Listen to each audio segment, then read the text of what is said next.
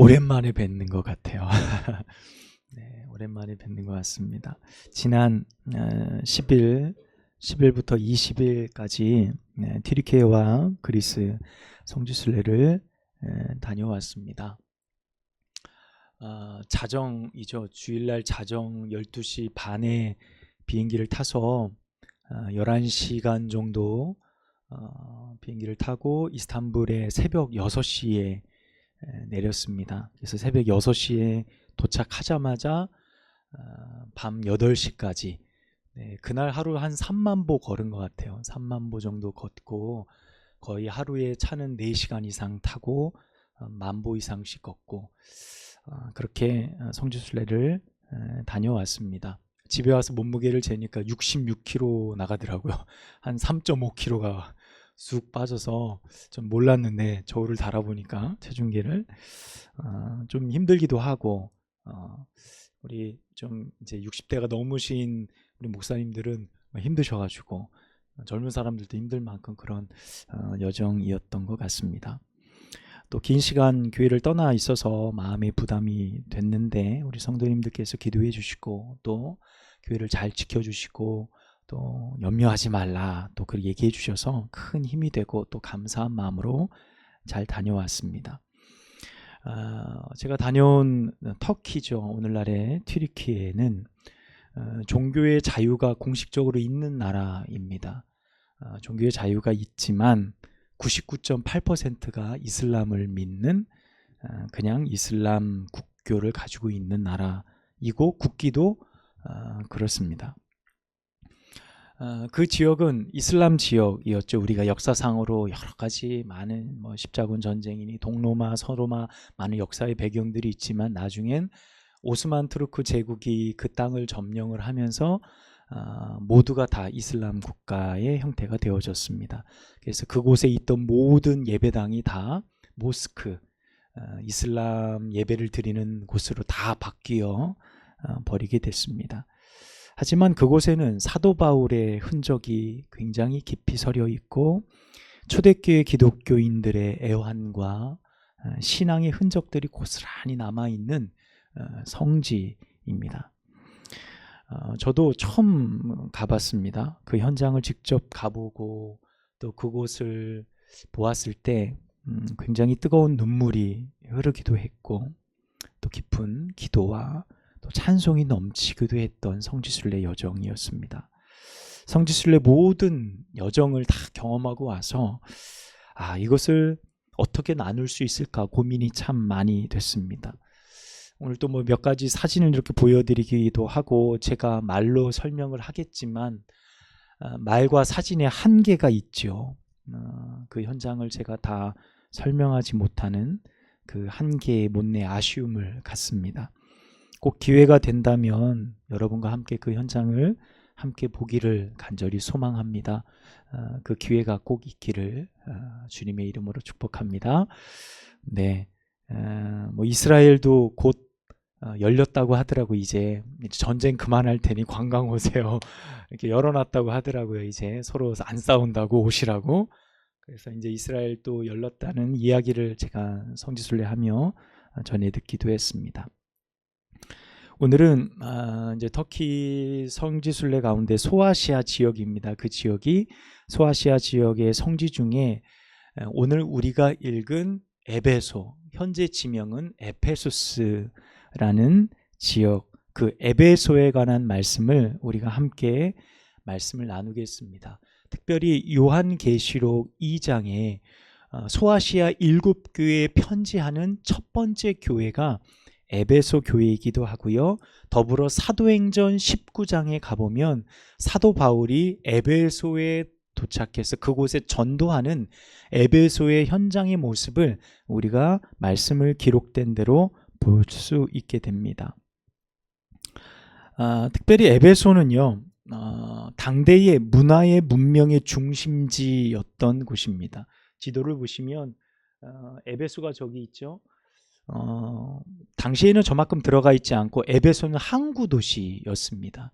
그런데 그 이유는 제가 조금 이따가 설명을 해 드릴게요. 경제적인 수도였고요. 당시 저 지역은 모두 로마가 다 점령했던 점령지였습니다. 그런데 그 다른 지역과는 다르게 이 에베소는 로마의 군대가 주둔하지 않는 자유도시였어요. 왜 그러냐면 에베소 자체에 로마에 대한 어떤 저항도 없고, 에베소는 로마가 요구하는 모든 것을 100% 다 수용하는 그런 도시였기 때문에 로마가 굳이 어떤 공권력을 가지고 통치하지 않아도 될 만한 그런 도시였음을 역사적으로 우리가 볼 수 있어요. 그래서 이 지역은 뭐 북쪽, 서쪽, 동쪽으로도 모두 다 바닷길이 열려 있는 굉장히 요충지였습니다. 그래서 고린도 지역, 지금의 그리스 지역이죠. 고린도 지역과 함께 에베소는 로마의 당시의 5대 도시 안에 들 만큼 정말 커다란 대도시를 형성하고 있었습니다. 하지만 이 에베소는요, 많은 우상을 섬기는 아주 대표적인 도시였습니다. 특별히 대표적인 우상이 뭐냐면 아데나 여신입니다. 다산의 여신이라고 불려지는 여신이에요. 사진 한 장 넘겨보면 이 형상이 아데나 여신입니다. 형상을 그대로 만들어놔서 사도행전 19장에 가보면 이 아데나 신전이 그곳에 있어요. 그곳에 있고 이 아데나 여신을 섬기는 그 제사장 그리고 사제들이 대단히 많이 있었습니다. 수천 명의 남녀 사제들이 제사를 벌이면서 성적인 음란함을 펼치던 곳이 당시의 에베소였습니다. 저기 보면 아데나 여신의 가운데 달린 게 다 젖가슴들이에요. 이게 뭐냐면 풍요를 상징하는 당시의 어떤 우상의 아주 대표적인 신전입니다. 얼마나 커다란 신전이 있었는지 알 수 없을 만큼 대단히 커다란 신전이 있었습니다. 그러니까 이런 신들뿐만 아니라 왕의 신, 당시에 이제 로마의 왕을 섬기던 신전도 있었고요. 수많은 신전들이 그 가운데 즐비하고 커다란 조각상들이 사방에 널려 있는 그런 에베소의 모습을 볼 수가 있었습니다.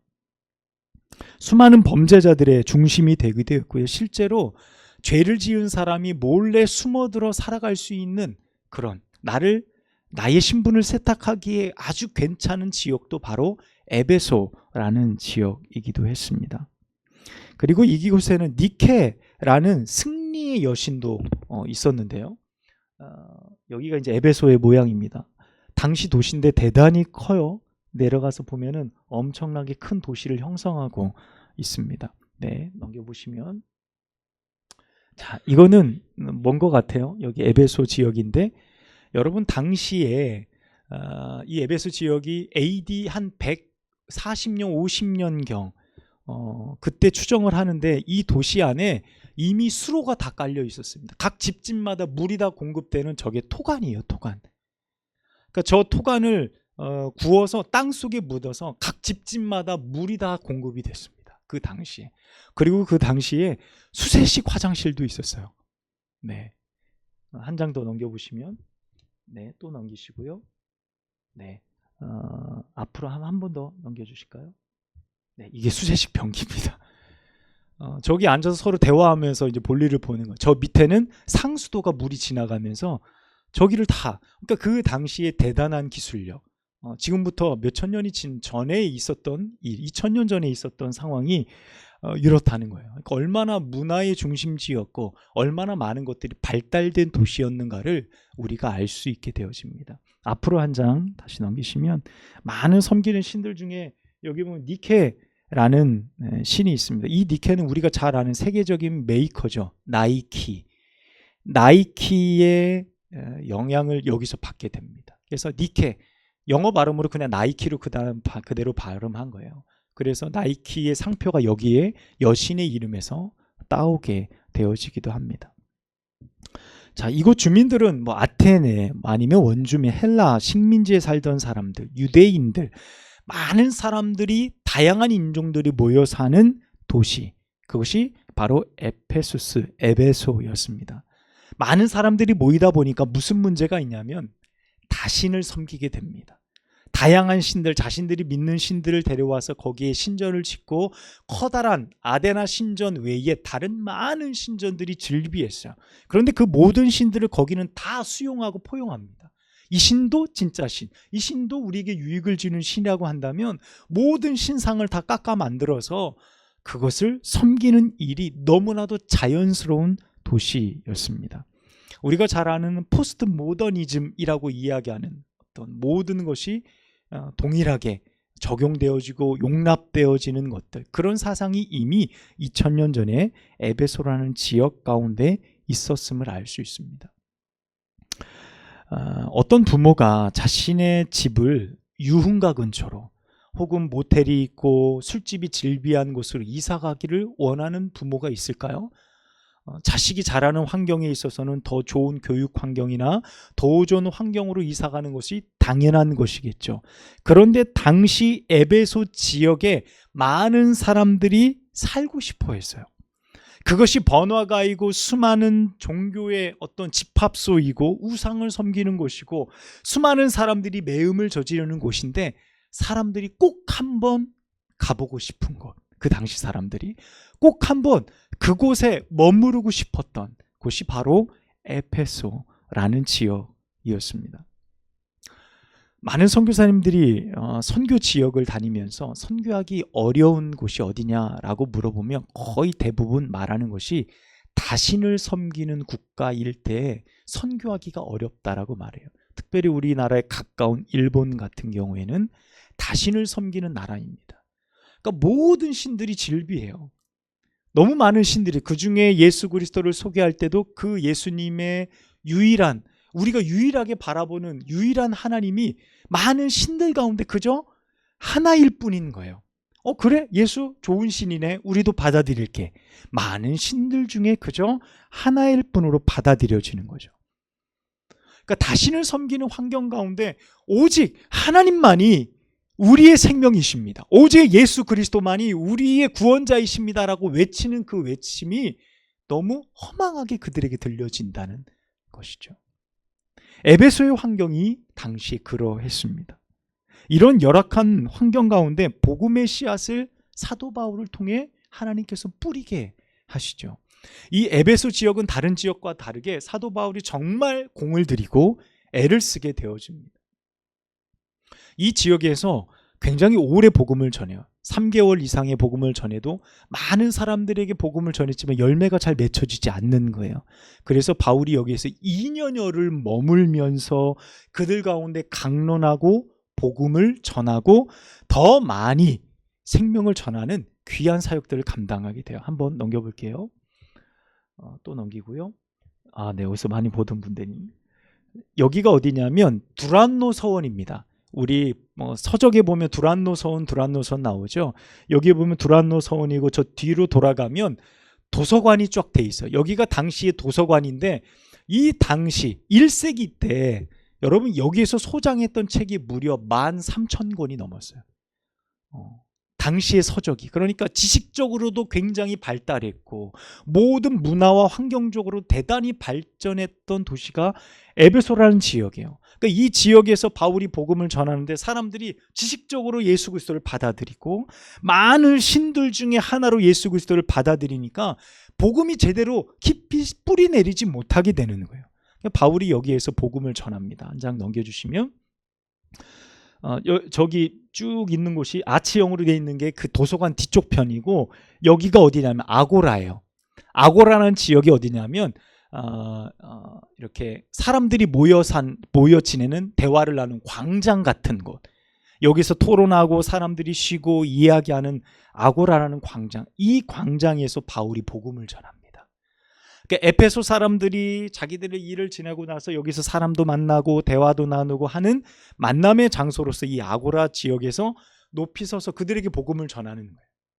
뭐라고, 거기에 가보면 박물관 안에 4D 박물관 안에 이 아데나 신전에 관한 막 이야기가 쭉 나오고 거기에 바울의 이야기가 나와요. 바울의 이야기. 뭐라고 그러냐면 사람의 손으로 만든 신은 신이 아닙니다. 사람의 손으로 만든 것은 신이 아닙니다 라고 바울이 막 외치는 그런 동영상이, 영상이 그들 가운데 상영이 되어지는 것을 볼 수 있어요. 사도행전 19장에 가보면 그 말씀이 그대로 나오게 됩니다.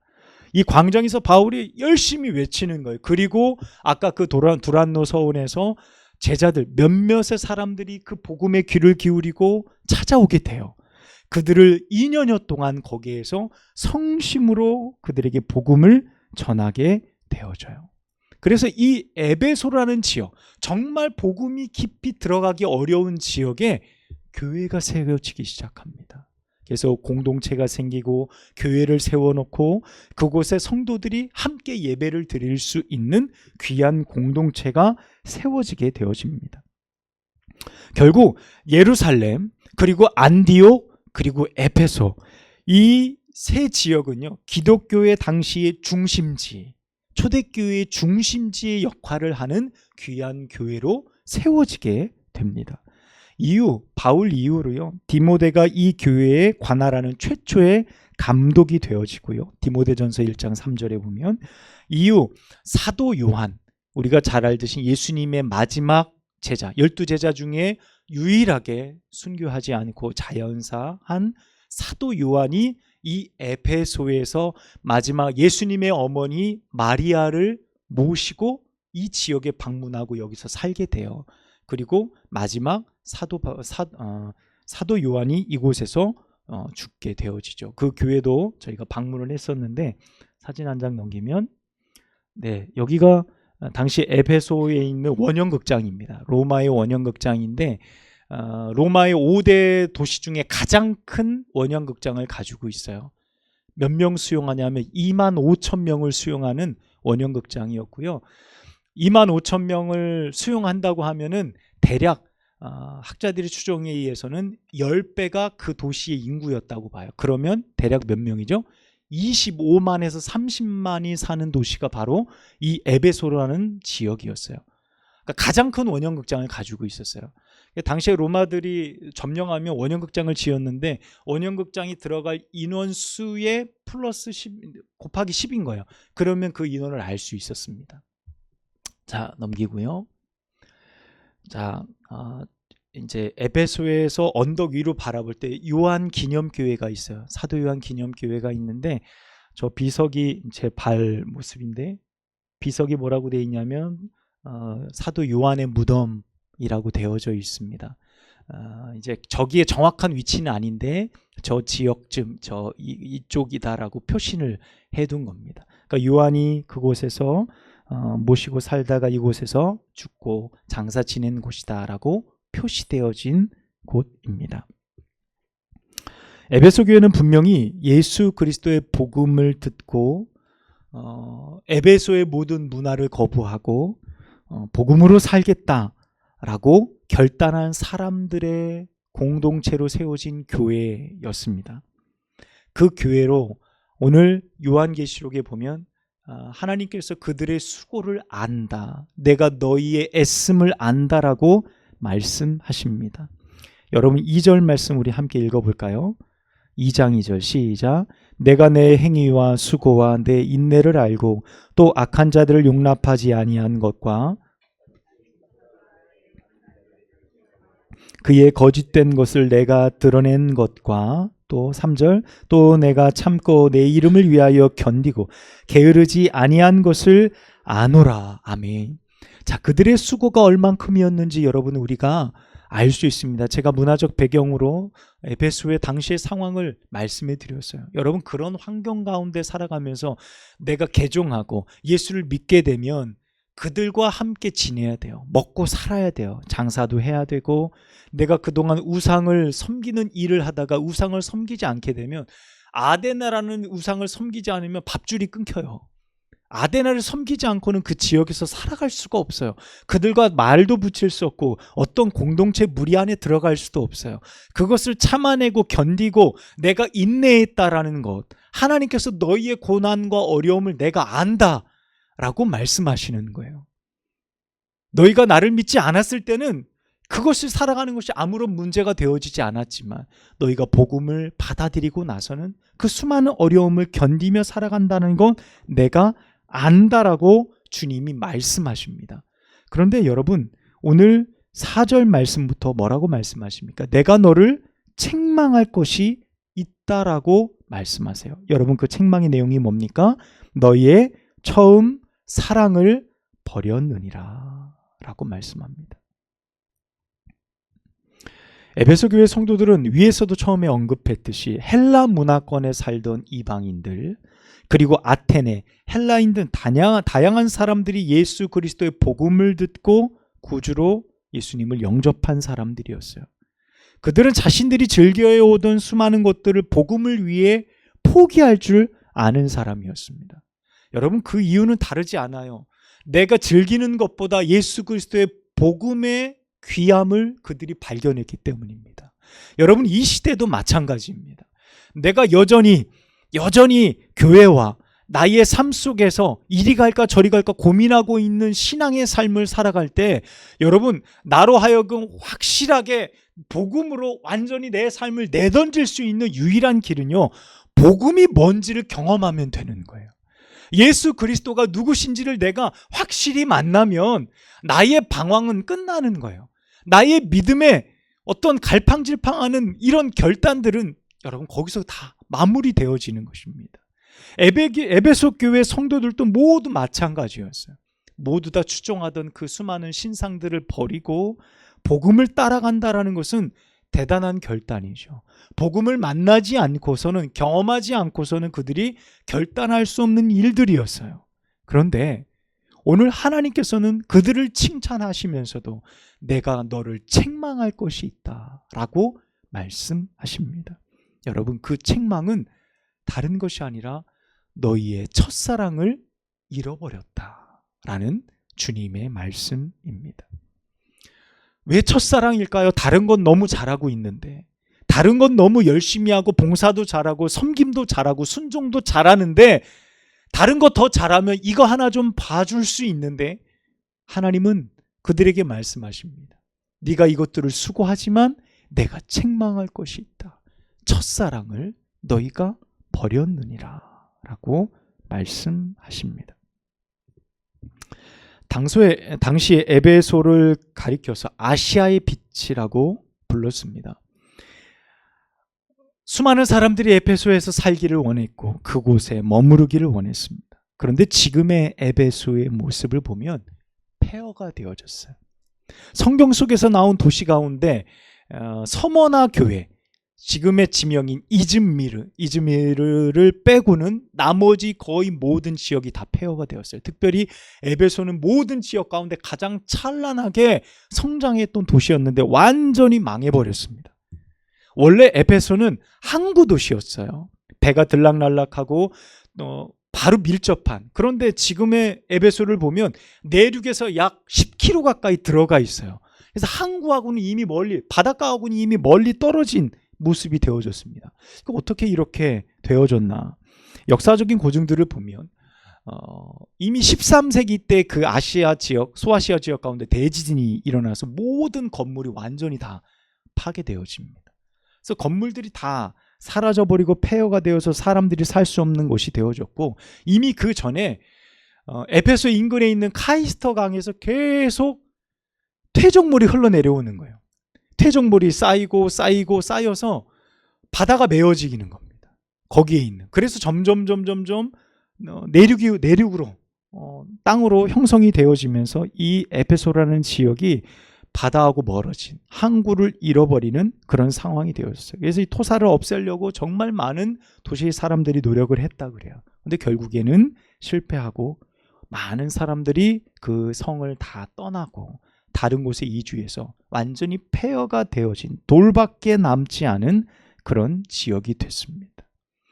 오늘 요한계시록의 말씀에 보면 이렇게 예수님께서 경고하십니다. 너희가 첫사랑을 회복하지 아니하면 내가 그 촛대를 옮겨버리리라. 엄청나게 두려운 말씀을, 경고를 하시는 거예요. 내가 그 촛대를 옮겨버리리라 라고 말씀하셨는데, 오늘날 그곳에 가서 보니까 어떻게 됐습니까? 촛대가 옮겨진 거예요. 어떤 전통도, 어떤 사람의 흔적도 남아있지 않은 폐허가 되어진 도시를 볼 수 있었습니다. 에베소 교회가 처했던 환경, 그 모습들을 볼 때 그들의 열심과 신앙은 훌륭하고 대단했어요. 우상들을 배척하고 자칭 사도라 하는 이들을 물리치고 그들을 시험해서 그들을 몰아내고 그들의 거짓됨을 밝혀내고 많은 일들을 에베소의 교회 성도들이 감당했지만 그들이 점차 잃어버렸던 한 가지, 바로 예수 그리스도의 첫사랑을 회복하지 못했던 에베소 교회의 모습을 보게 되어집니다. 주님은 그들의 외형적인 열심을 칭찬하면서 동시에 그것을 질타하시기도 하셨습니다. 왜 그러냐면 여러분, 교회의 본질은 외형에 있지 않기 때문에 그래요. 저 사람이 열심히 어떤 일을 함에 있어서 야, 믿음이 좋다, 대단하다, 훌륭하다, 교회가 성장하고 많은 인원이 생기고 교회 덩치가 커지고 헌금이 많아져서 그 교회가 훌륭한 교회다고 하나님이 칭찬하시지 않아요. 하나님은 우리의 중심을 보시잖아요. 우리의 중심 가운데 무엇이요? 나를 향한 사랑인 거예요. 하나님을 향한 그 사랑이 내 안에 여전히 불릴 듯 뜨겁게 존재하고 있는지 주님은 그것을 보십니다. 왜 그것을 보십니까? 여러분, 교회가 시작되는 본질이 사랑에 있기 때문에 그래요. 여러분, 사랑이 없으면 교회는 더 이상 아무런 의미가 없는 겁니다.